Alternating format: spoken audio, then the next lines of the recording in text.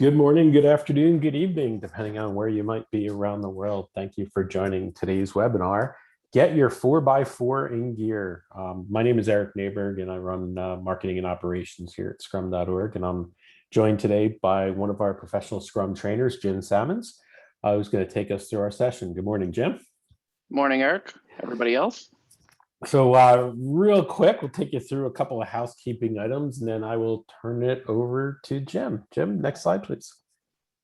So your microphones will be muted throughout. The session is recorded. It will be up within the next 24 hours or so, usually sooner, just depending on how quickly it processes. So if you want to review it, if you need to come back or you want to share it with friends, it will be there up on our website. Please ask your questions. You'll see a button that says Q&A at the bottom of your screen. Click there, ask your questions. We'll be taking questions throughout the best we can, and certainly we've left some time at the end to make sure that we can address as many questions as possible as well. So get them coming, keep them coming, and I think you'll enjoy this. Next slide. So just briefly, for those of you who may be new to Scrum.org, who is Scrum.org? Scrum.org was founded by our chairman, Ken Schwaber. Ken is the co-creator of Scrum. So Ken did the first presentations on Scrum back at UPSLA in 1995 and wrote the first books and papers on Scrum, and continues to evolve Scrum as he leads our organization. Scrum.org is focused on helping people and teams solve complex problems. And we do this through thought leadership, things like this webinar, for example, through training. Jim is one of our professional Scrum trainers. Certification, validating one's knowledge. So training and thought leadership and the like are ways to learn. And certification is a way to validate that knowledge and that learning. And as professionals, we expect that you're always learning and always growing. So we're always creating new material, new content to help you keep learning and keep evolving your knowledge. One of the things that makes Scrum.org, I think, unique is the fact that all of our trainers are teaching consistently around the world. Same content, same material. Every course has two stewards. Their jobs aren't to create the courses, but their jobs are to shepherd the course material from that community of 340 or so trainers around the globe to make the best experience for our students. And they are around the globe, and they create an incredible community. So next slide. With that, I will let Jim introduce himself and take you through today's event. Thank you very much. Well, I just want to start by thanking Eric and Lindsay for all the work they put into this, and thank all of you for giving up a bunch of your valuable time to hopefully learn a little something about Kanban and the way that I present some of these ideas. This is my standard about me slide. Not going to go through it. The big thing here is if you want to stay in touch with me, LinkedIn is my preferred way to do that. I'm fairly active on there. You'll see from the slide, I'm a bit of a geek here, admittedly so. I wear that badge with pride. But I've done a lot of things in my career. My career started in the IT infrastructure world, where I was managing network operation centers and help desks. And I came to Agility maybe a little bit later than some, the mid 2000s. But we were doing Kanban pretty early. It didn't look much like I would be doing it today. But a lot of these agile concepts were well seated in my brain. And the value of them, I just didn't know the right terms, metrics, measures, and way to visualize those things. So that's what we'll talk about here a little bit. These are just some certifications I've got and some upcoming classes that I'm going to be teaching. I do have a PSK coming up in August. If you like what you hear today, and maybe the way that I talk about things, all of our trainers at Scrum.org are amazing. We all have different styles, and it's good advice for you to find a trainer that seems to present things in a way that you can understand and learn from. And that's not for everybody. But I'm working with a great organization called Springhouse to put on some of these classes here later this summer. So take a look at that one, and links should be out on Scrum.org to register for those. So let's do a quick poll here. If you want to hold up your phone camera, take a picture of this QR code, which we've all gotten extremely good at over the last year. Every restaurant I went into, it seemed had a QR menu. So I'll give you a moment to do this, and it should prompt you to answer a question.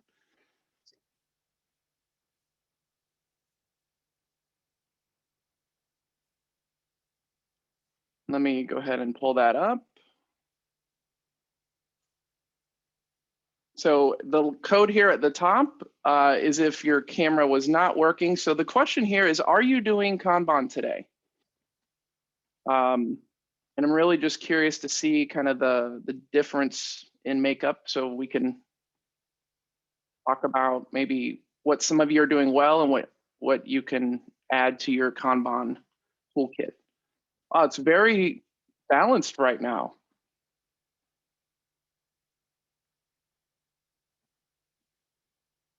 All right, so 50-50. We'll come back to that. You can continue to vote for that. Let me go ahead and pull the next question up though. So now on your app or at the link, you should get this question.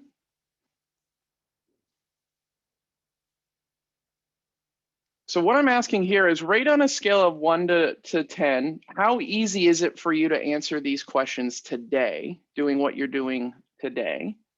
So the first one is, how many items can you complete in a month? 1 would be, it's not easy at all.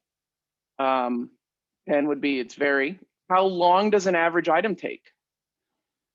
How do different types of work items compare to each other? So maybe thinking about those first 2 questions, but for different types of work, because most of us are not just doing one type of work item.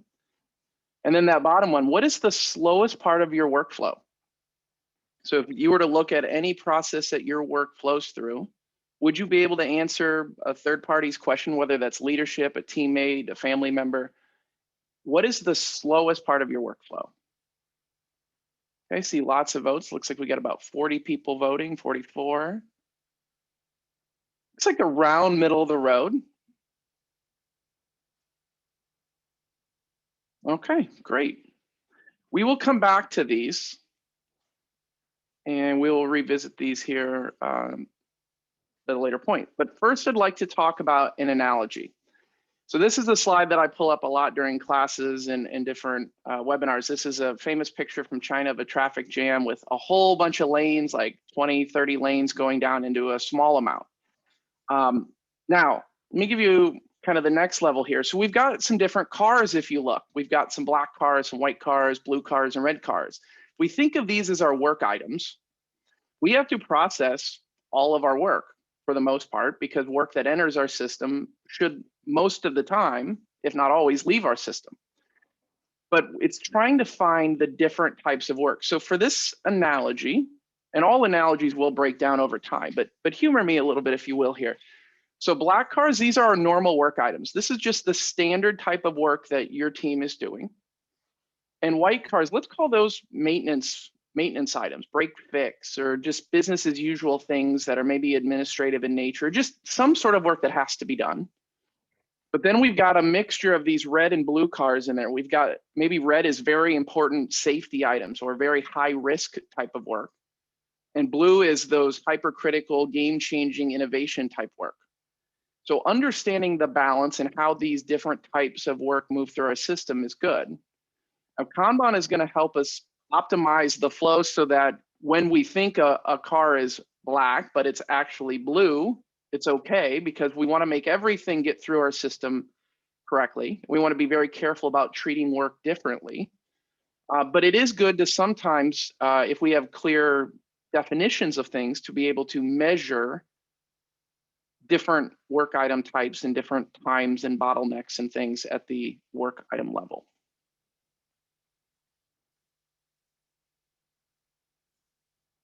All right, so let's continue this analogy just a second. So a common question that we might get as people is, how long will it take one of those cars to be processed? Or how long will it take from the time I enter this section of the road to the time that I'm done?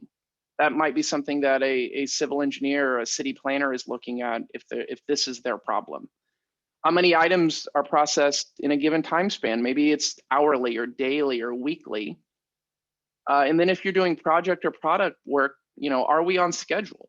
So these are the common questions that I hear through all my coaching and training work around the world.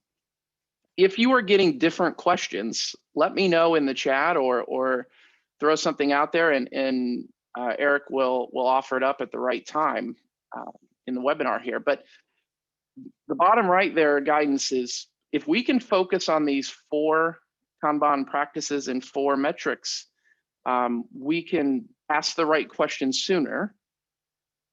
We can hopefully answer them easier and with more credibility. And that more credibility is really important in my experience, because when people ask us questions, whether it's our customers, whether it's leaders, whether it's investors, if we can show them that our data is influencing our answers and prove it to them sometimes, that goes a long way towards trust and integrity and credibility and things. But when we are answering questions based on emotions or just our intuition, that is ripe for those to be challenged. So Kanban is a way to help us ask the right questions sooner and be able to answer them easier. And then the last thing that I feel by focusing on these 4x4 will do is it gives us a test bed for experiments. So we could make a change to our workflow and then work in that new way of working for a while and see if it has a beneficial outcome. Maybe it has a negative outcome, or maybe it has no change, and then we can decide if that change should stay, or if it's not improving anything, should we move back to the way that we were working.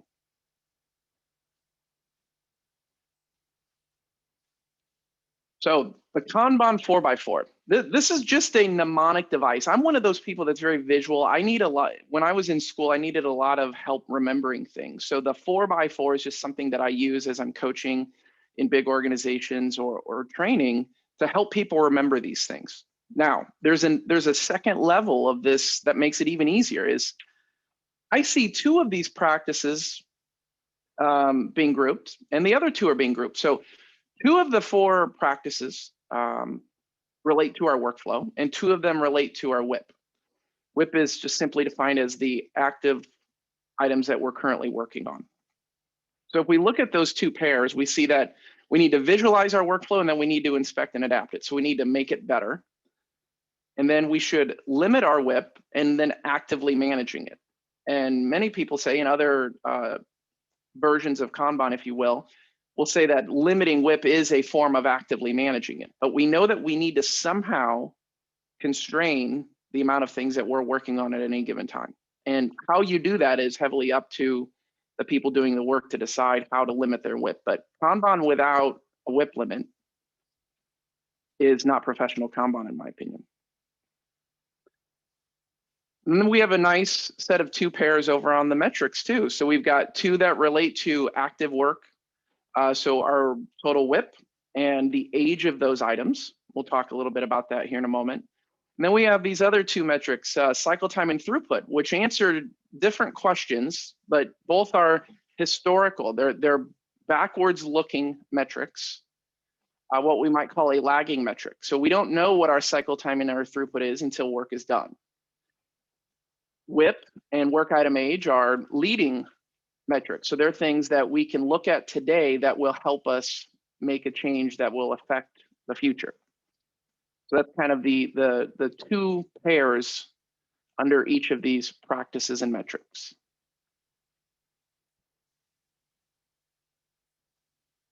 Now, so why are we doing all this? Why do I want to talk about getting your 4x4 in gear? Why should you care about flow for the 50% of you that are not doing Kanban today? How can I sell you on Kanban? Well, what we are pursuing here is optimal flow. We're trying to optimize our flow.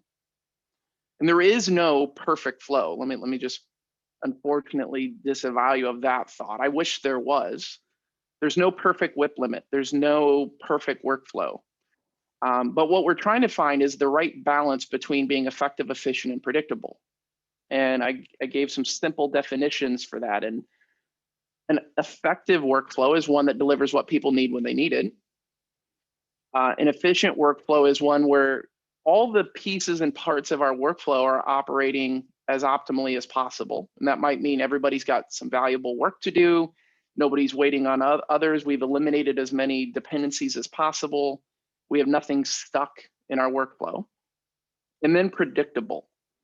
And I know the word predictable gets a bad rap in many of the Agile frameworks and Agile contexts, but being predictable is good. I find that, in the modern day, it's not realistic to say that we have no idea when we will get something done or how many things we get done or how long things take. So we need some form of predictability, but it's still just a forecast. Like the weather forecast, I might think it's going to be 85 today and it might end up being 72. My forecast might be off by a decent amount, but we still need to take steps towards being more predictable. Kanban will help us do that, in my opinion.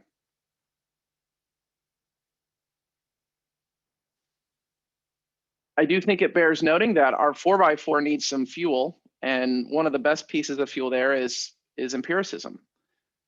So Kanban addresses these many different ways, but a visual workboard, visualization of our workflow makes things transparent. And then we can do good inspection of the metrics. So we can look at the data it's telling us. We can read the story that our board is telling us. Good boards tell a story, and you should be able to walk up to them and make some inferences. And then we want to have an adaptation there. So we want to make a change, measure that change, and then find out what our next change is. So we want to, if you remember one of those 4 practices, to inspect and adapt our workflow.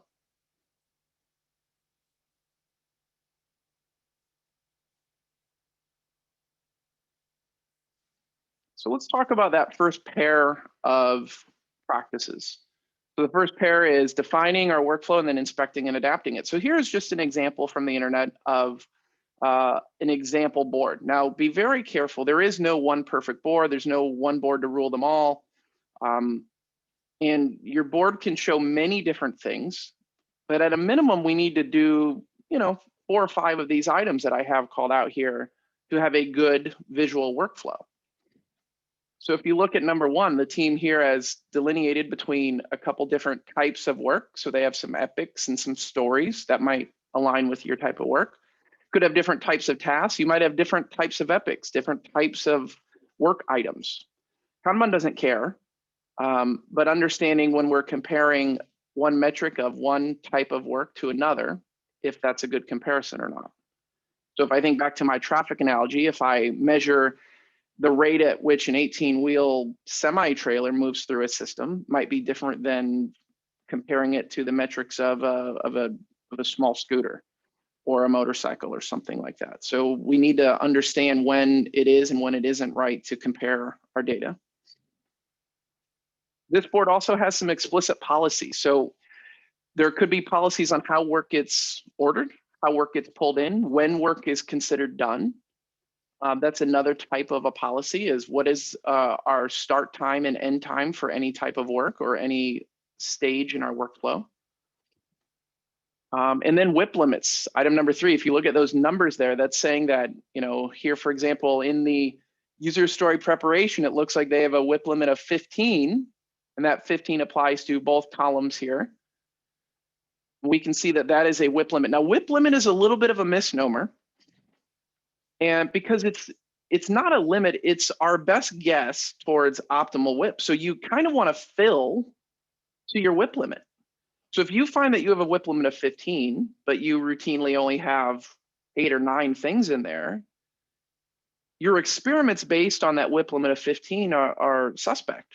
So what I would say is to that team, fill your WIP limit to 15 and then look at the data. And if that feels bad, if that is measurably worse, consider lowering or raising your WIP limit. So WIP limit is a maximum, but it also could be considered what we think right now is our optimal amount of things in progress at that given step. I see we've got a couple questions in. I will pause here in a moment and give my thoughts on those. Work states, we see those here, and then a service level expectation. So this metric here in the upper right, an SLE, and we can't really go too deep on that in this webinar. It's just out of the scope of this type of time box, but this is our ability to say with 85% likelihood, we will deliver any given item in our system in 14 days. And that's based on historical data. If we don't have enough historical data, we can take our best guess to establish an expectation. But notice that that means that 15% of the time, it's going to take more than 14 days.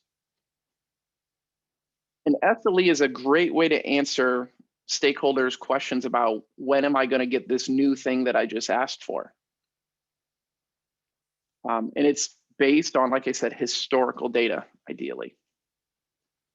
Okay, let me look at a couple questions. So Brian says, as a new team experimenting with WIP limits, how fast or slow do you experiment with changing those WIP limits? Well, Brian, I hate to give you the typical consultant or trainer answer of it depends, but I will tell you,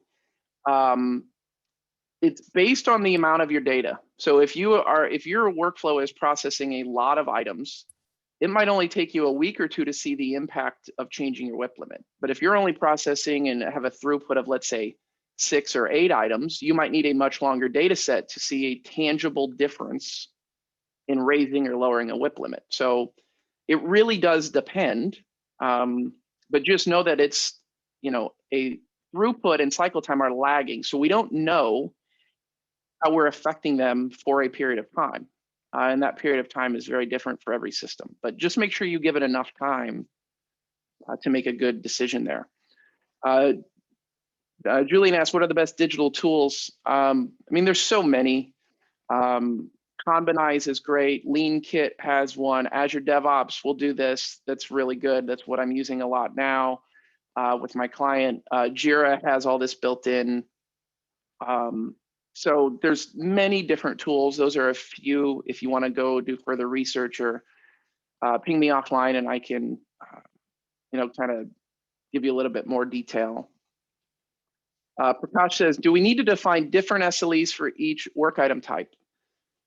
You could say that any given epic will get delivered on this time scale and any given story or task or things could be delivered on this. But I would encourage you to start by saying your entire workflow. And then if there's benefit and you're doing very disparate types of work, yes, it might also be good to define that down at a slightly more granular level. But because you can't control all the time the type of work items, you have to be very careful that you're setting the right expectation so that you don't give somebody an expectation of the work as you think it is today, only to find out once it gets in, it's very different. So start with your overall workflow when defining an SLE. Okay, we're gonna move on and I will come back. So please feel free to put your great questions in there and I'll do my best to come back to some of those. So the second 2 practices we're gonna talk about are WIP related. So actively managing our WIP and limiting our WIP. So Kanban without WIP limits is not professional Kanban. We have to have some way so that everyone just doesn't keep dumping more and more work in the funnel. And I could go into the statistical reasons why I think that's critical, and we could talk about Little's Law and proving the relationship between some of these different items, but it's really out of the scope for this. But just know that you must limit your WIP to be doing good Kanban, because otherwise your data is marginally helpful at best, and you are going to destroy focus. You're going to have a lot of negative side effects to that. Avoid work getting stuck and aggressively unblocking work. So these are some of my descriptors for what it means to actively manage WIP. So we want to swarm, if you will, or just maybe it's just a single person, but really focusing on unblocking work. And then the last one there, minding the age of our WIP. A lot of these Kanban practices and metrics are going to be based on an assumption that you are not letting work age unnaturally. So what that might mean, if we think about like a supermarket as a system, if we let a customer just wander around for 3 or 4 days, that might be a customer in our workflow aging unnaturally. So if we let a work item just languish on our board, maybe it's blocked, maybe it's not, but we just ignore it, that's a problem. So we need to see things moving so that we can make decisions about them. Now, things are going to move at different paces. So unnatural aging might vary by work item type. There are many other actions and practices that might go into actively managing WIP. These are just a few of them. I will tell you that being a good Kanban system member might feel a lot like being a plumber, because you're constantly trying to unclog pipes. You're trying to get things moving and flowing to achieve optimal flow so that you can have effective, efficient, and predictable workflows. So let's dive just a little bit deeper on these metrics. So we've got WIP and work item age. So WIP helps us answer the question, how many things are we working on? Work item age says, how long has each of our things been in progress? And there's a simple chart here that I'm going to show in a second about work item age. These things are helpful to create a pull system so that we can, when we constrain our WIP somehow, we are creating a pull system where people are only selecting work when there is an indicator that they have capacity to take on new work, instead of giving somebody more and more work than they could possibly process in a given time. And then by looking at age, we're able to spot slow or stopped work. So this is just an example from the web, from our training, and from a great partner called Agile Sparks, who works here as a fellow PST. But this is a work item aging chart. And what this is showing us, it might be a little complex and we don't have time to deconstruct it completely, but based on our historical data, this is showing us how are the active things we're working on doing in relation to that pace. So if a circle there is in the green, that means it's performing at or ahead of our expected pace. If it's in the yellow or the orange, it is performing in a risky way. It might be delivered on time, might be delivered late.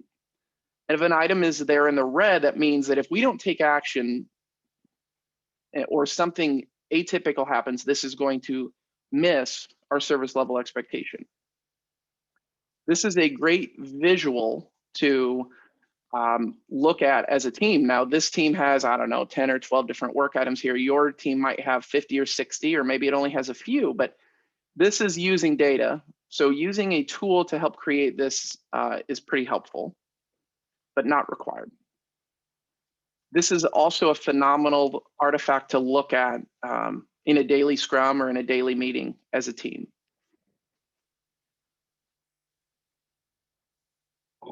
Another great question from Miriam. I will come back to that one for sure.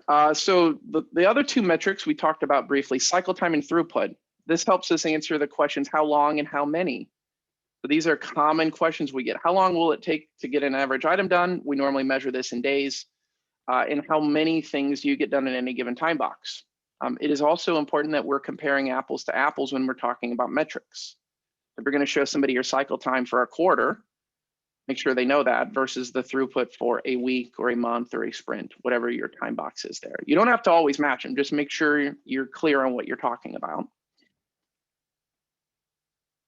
We also want to have a bias on these metrics to look at a relative workflow. So if we want to make a good decision on our setting expectations, we want to make sure that our previous data set is similar to what the future feels like. If we were working one way for 2 years and we are going to be given a whole new way of working, a whole new work, and everything is going to be very different, maybe the people are very different, the data is going to be marginally helpful. It actually might lead us astray. So one of the other ways I would answer Brian's question is make sure that you're looking at a comparative and complementary data set.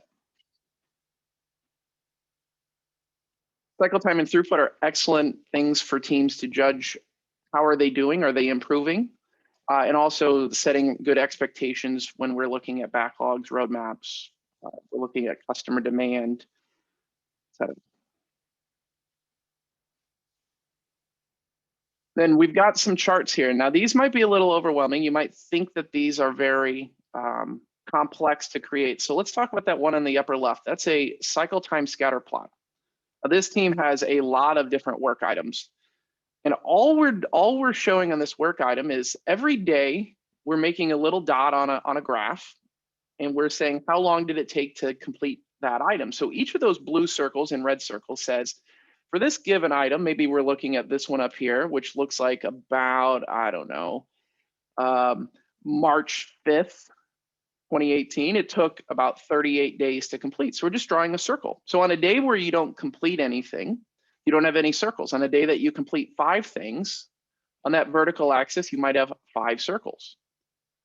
So that it's very simple to figure out what your cycle time scatter plot looks like. So once you get some distribution of circles, then you can draw some lines. So you can count and say, let's say I have 200 items here, and I can find the point on my leftmost, my vertical axis here, my cycle time, and say, where is the line where 50% of those things are above the line and 50% are below the line? And let's say that here, that looks like about 7 days. So from this chart, this team could say, if you ask us to do something in a week, it's only about a 50-50 chance that we're going to get that done in a week, because 50% of our things were done in 7 days or less, 50% of them were done more than 7 days.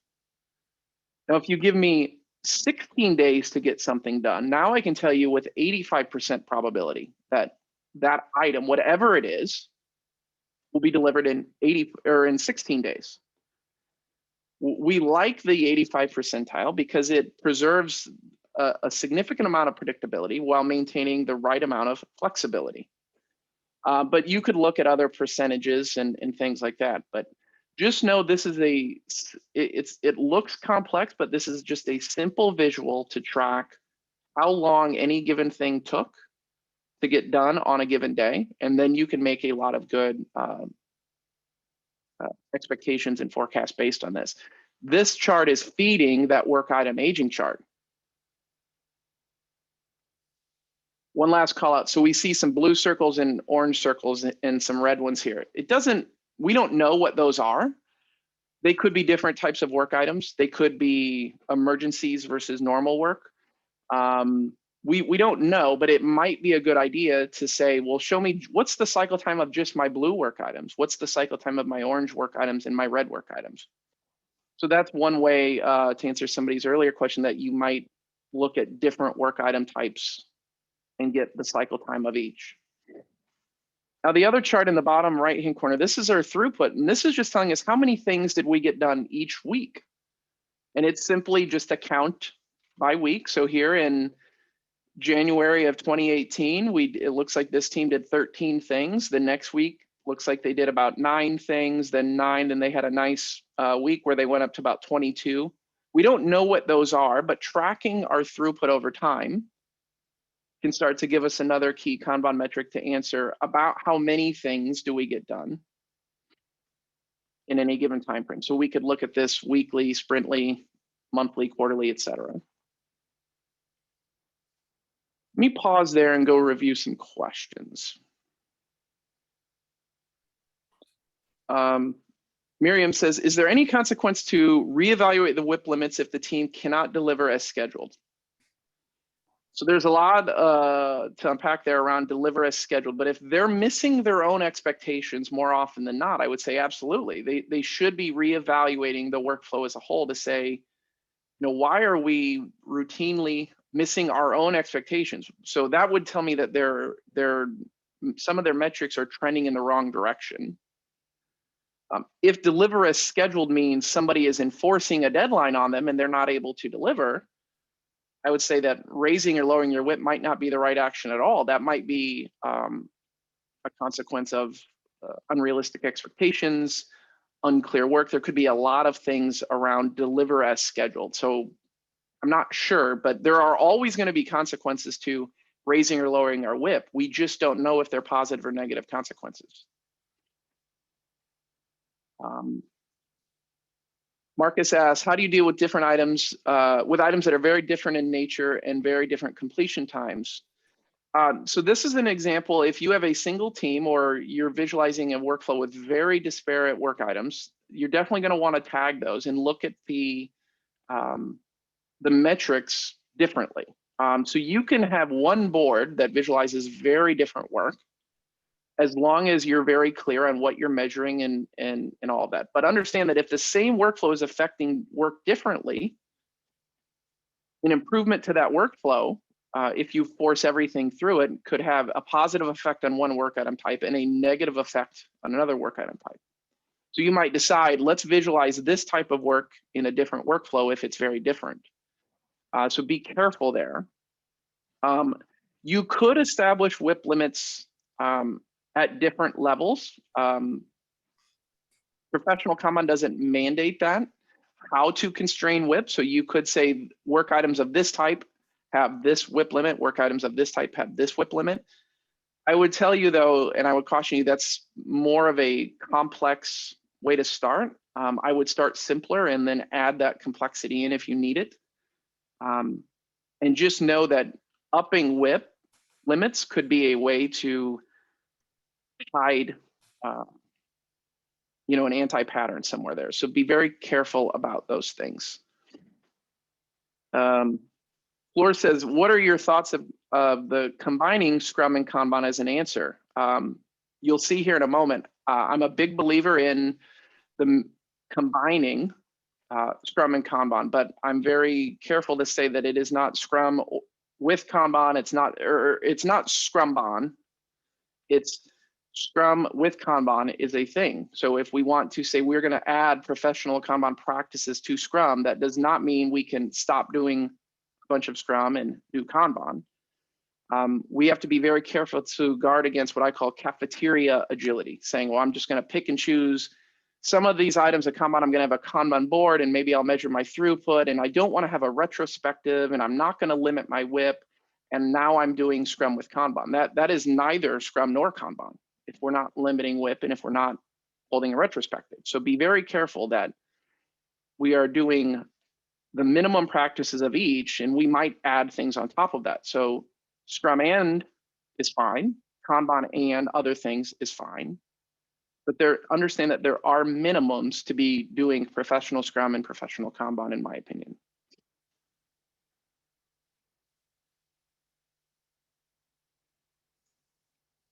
Now, I am actively coaching in one of the largest organizations in the world, and I got this question just 2 weeks ago, and it really made me think. It was in a workshop where we were talking about different ways of working. I was presenting Kanban, and one of the senior leaders said, Jim, it feels like all this is going to lead to micromanaging. And you said earlier today that that's not the goal, and that we want to have self-organized, cross-functional teams of people who care about their work and all these other things. And it kind of made me think, and I had to take a moment, and I came back with this answer. It does lead to micromanagement, but of the work, not of the people. And I got a flurry of questions, but I got a lot of nods and high fives on camera, because they're like, okay, now that makes sense. We are not holding the person under the microscope as being micromanaged, which has a lot of negative connotations to it, but we are taking a very active, scientific, data-driven look at our work and our workflow and all that. So we are getting good at micromanaging, but we're managing the system and the work in our system rather than the people who are in that system.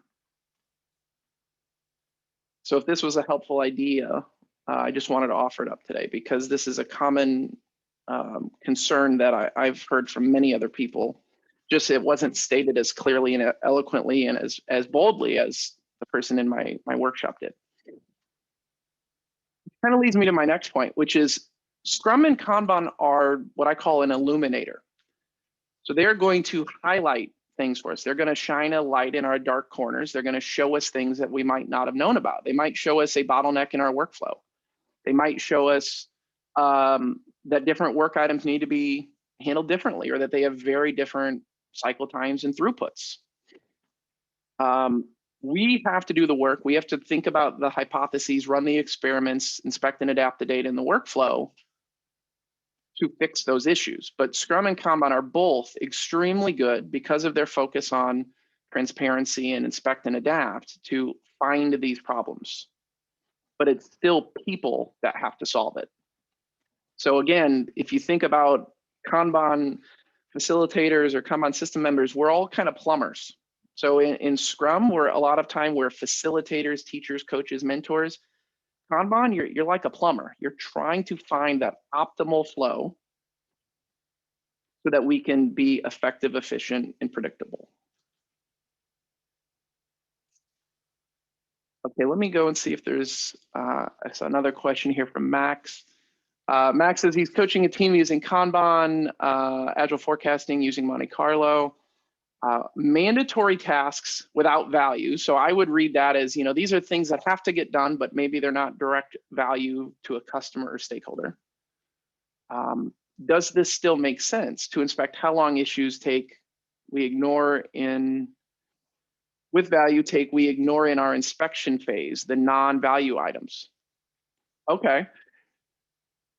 That's a really interesting idea, Max. What I am hearing in that, and correct me if I'm wrong, but if we go back to our visual workflow, is you are making the conscious decision to let some items age in favor of others. If I don't have that right, let me know in the chat. But if I do have it right, what I would say is you're inadvertently creating what's called flow debt. And flow debt is when we prioritize one work item type or some work over another work. So if you think about a busy highway, to come back to my roadway analogy that I've been using, is that's like an emergency vehicle, like an ambulance or a police officer getting to break the rules of traffic, moving other work to the side of the road, like they're so amazing at doing in Germany and other places, so that we can prioritize an ambulance getting to where it needs to go. That's fine, but just know that every other work item in our system is now impacted by that decision. So like real debt, like financial debt, like maybe technical debt, if that is something you're familiar with, we have to decide, is that a good trade-off? Is it smart to take on that debt? And being very careful in when we taking on the debt, and then as quickly as possible, regaining our flow state so that everybody can continue to work and school and home and wherever else they might be going after the ambulance moves through the workflow. So Max, I'm not going to say if it's good or bad. I'm just going to say it's potentially concerning. But if your team is doing it consciously and they understand the impact, that'd be good. I would also limit the amount of things that break our rules, because that would, again, to come back to the analogy, that'd be like if we had a roadway in Germany that had 47 ambulances on it every day. That's going to impact flow of many, many more items in a much more drastic way than if we occasionally have to let work break our rules.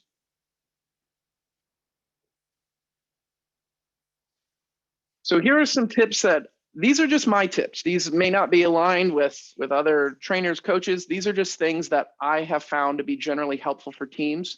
Some of these are a little bit more mature practices, but I wanted to throw them out there.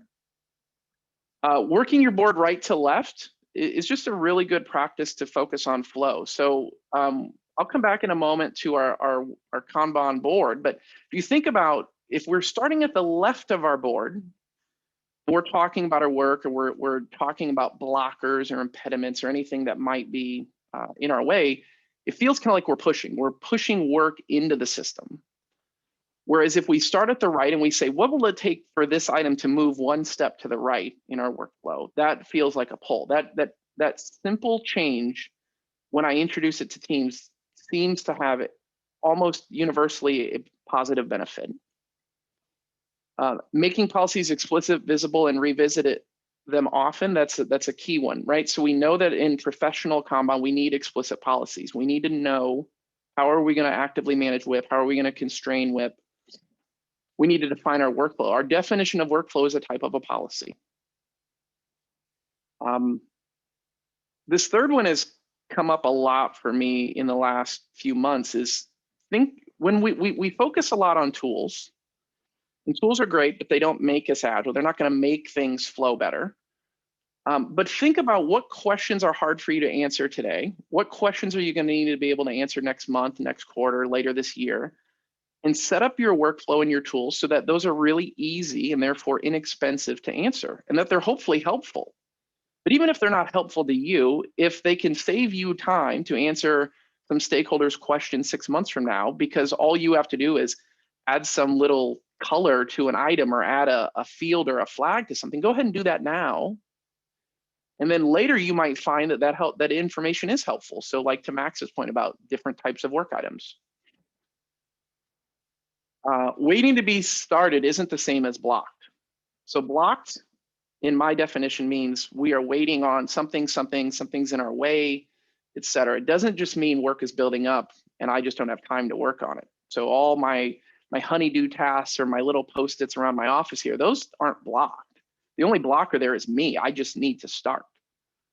So make sure that you are blocking those items when applicable. And if you're going to block something, the next bullet is don't use a block column. So don't pull things out of your workflow and block them, because then that creates two problems. Where was it in your workflow? So when it's unblocked, where do you put it back? And then it also kind of hides that time. So keep the clock running, block them in place in your workflow. All the digital tools give you a really easy way to do this, whether you're using Jira, Azure DevOps, or Combinizer, or the like. Block them in place and then measure that time. That's normally a very interesting metric for people to care about. And then a buffer column goes by different names, but on one of the earlier visuals I showed, it broke up a column into doing and done. So done is what we call a buffer column. It's a wait state. So it means these things are not actively being done, and these are things that are ready to be pulled into the next stage. I'm not saying you should always use those columns, but they are normally good to drive the right conversations and give us another data point to look at. Because if we see work stacking up in a wait state, that means the next step in our process might not be able to pull work at the same pace that we think.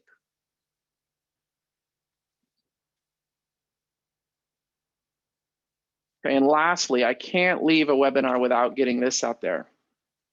Please, please, please, all 176 of you, don't call people blockers. This is a problem in the industry, in my opinion. It's one I routinely coach against. People are not blockers. They're human beings. They have hopes, needs, dreams, wants, desires. They have good days, bad days. They have a lot of challenges. Talk about their work. Talk about the actions or inactions or what you need from them. But don't, if I've been in so many meetings or reviews where they're like, oh, Andrew, you're a blocker, or, Mike, you're blocking me. That is immediately, 100% of the time, going to cause that person to feel attacked and that person to feel defensive and like they're a problem. When really we want to say, Andrew, your inability to make this decision is having this effect on our workflow. Or I cannot move forward on this until I get this piece of work from this other system or this other vendor or this other person. That is being more factual, and it is talking about the right things, in my opinion.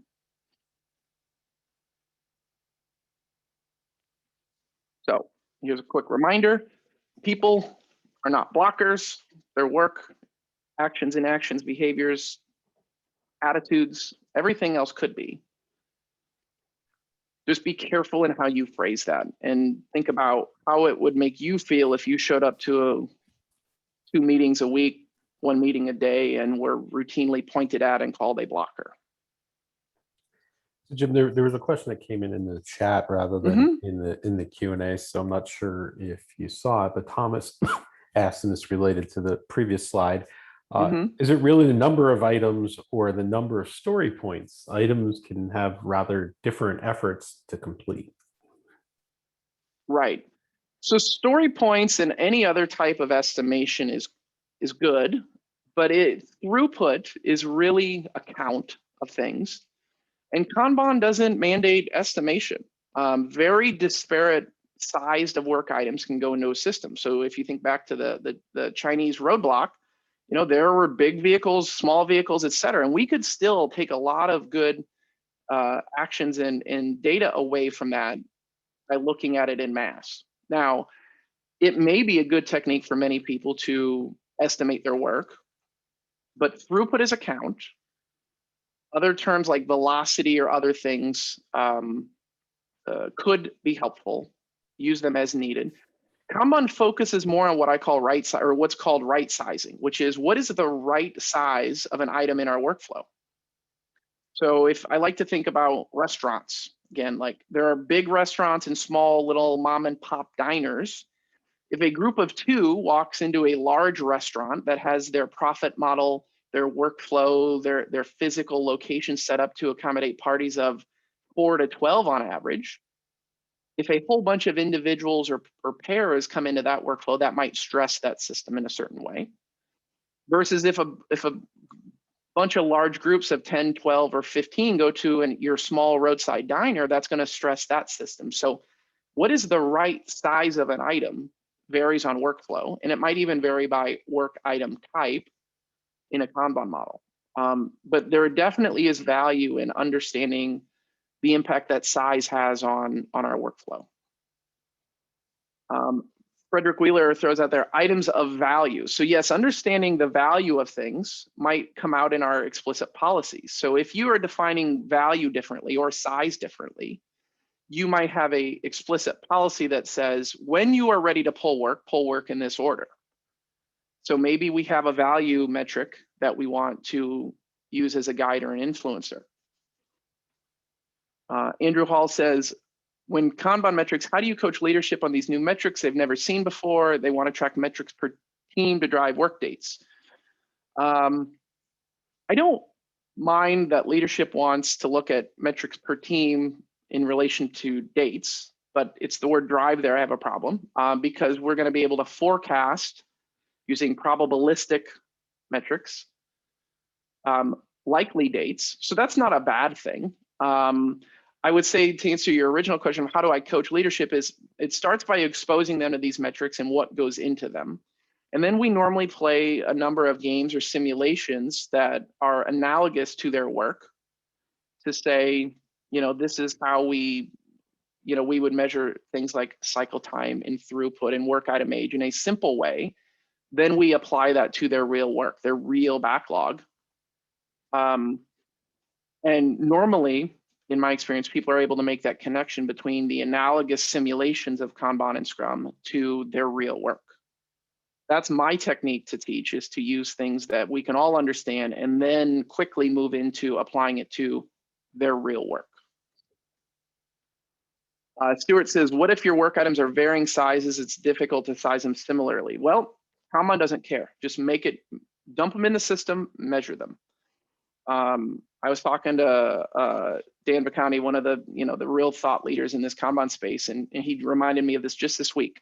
Kanban doesn't care about different size items. It doesn't even care if a work item's ready, pull it in. If it meets our definition of whatever our policy is to start work, just start it.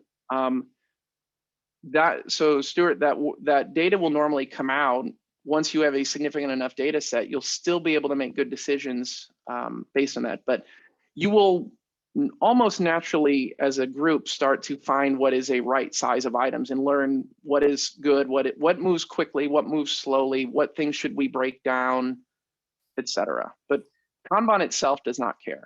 Yeah, and it's important, Jim, as you just mentioned something which I think I want to jump on a little bit, because I think it's super important, which is, as the team starts working, the team becomes more familiar with how they work, and sizing doesn't really matter as a whole. Where sizing matters is to get that predictability. And until the team's working together, and as the team's working together, it starts to become more predictable. And what that's giving me the ability to do then is, as a team, relate to each other and relate as a whole. One of the things I think that's super important, I've written a couple articles about this, is never use velocity, for example, as a weapon, because every team's going to look at sizing differently, because it's relative size based on your experience and your understanding of that item.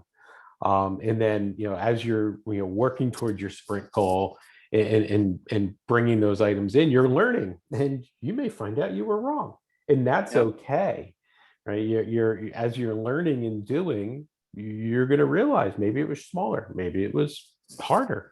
I've got an item that I'm working on with someone, as me as the product owner, with someone on my team who thought something was going to be really simple this week. And as a matter of fact, I had a conference call with them yesterday, and they started to drill into it. He's like, oh, wow, yeah. I thought this was going to be really simple. And now, as I dug into how we really need to do this, we're going to have to decompose this and break it into multiple work items and put it back into either the product backlog or sprint backlog, depending on how that gets refined. Yeah, it's important to know that, Kanban is not a tool to say we don't need to do refinement. We don't need to understand our work. We just have to be clear in the what's called the upstream things that are feeding our workflow. So it's it needs to be very clear when our work starts and when it doesn't. And things that happen before our work starts is great, and we could visualize that. So we need to refine work. And one of our experiments might be to make something move through our workflow better, we need to make an improvement upstream. So upstream is whatever is feeding your workflow, and downstream is wherever your work goes when you're done with it. So some of us might own the entire workflow from start to finish. Others of us might just be a small step in a larger value stream or larger workflow. So understanding what is happening before us is important. So I want to be conscious of time. Yep. We're just about at the end of our time box. So I know you've got one closing poll if you want to hit on that, and then we can close it up. Yeah, so here is a QR code for the last Menti poll. So if you've taken a picture of that, that's great. And then let me go ahead and pull that up. So what we're going to look at here